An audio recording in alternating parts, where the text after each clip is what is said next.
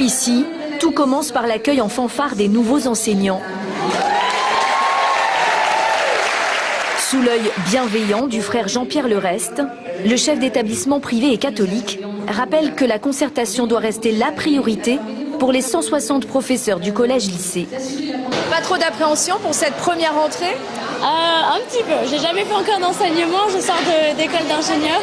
Ouais, il y a une appréhension parce qu'on ne sait pas comment seront ces élèves qui arrivent.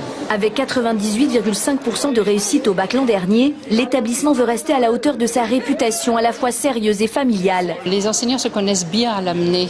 On a très peu de turnover finalement par rapport aux d'autres établissements. On les a vus applaudir, c'est particulier comme ambiance. Oui, parce qu'on se considère comme une grande famille, la famille menésienne. Donc la famille, on accueille, oui. La vie scolaire est elle aussi de nouveau en marche. La logistique n'attend pas. Premier souci à gérer, la semaine de congés supplémentaires rajoutée par le ministère. Ah non, c'est la tendance, ok, d'accord, très bien.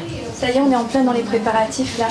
Absolument, c'est la rentrée, c'est mercredi, mais pour nous ça fait quand même déjà plusieurs mois qu'on travaille dessus et qu'on la prépare.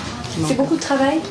C'est beaucoup de travail, d'autant plus que le calendrier a été remanié dernièrement. Dans ce collège public, toujours 88% de réussite au DNB, mais plus d'élèves en difficulté. Leur accompagnement devient la priorité. Il faut vraiment que nous concentrions notre attention sur ces fameux 5% d'élèves dont je parlais tout à l'heure, qui sont en grande difficulté. On va travailler à faire en sorte que ça se passe au mieux pour nos élèves et pour nous.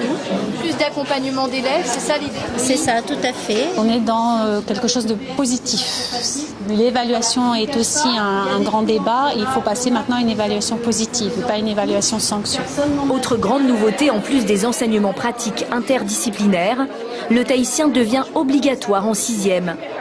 Il fallait que ça soit obligatoire en 6e parce qu'au primaire, ils font un gros travail sur la langue, donc que ça soit pérennisé au collège. Dans 2 jours, les 1900 élèves du second degré envahiront les classes et les cours des collèges et des lycées.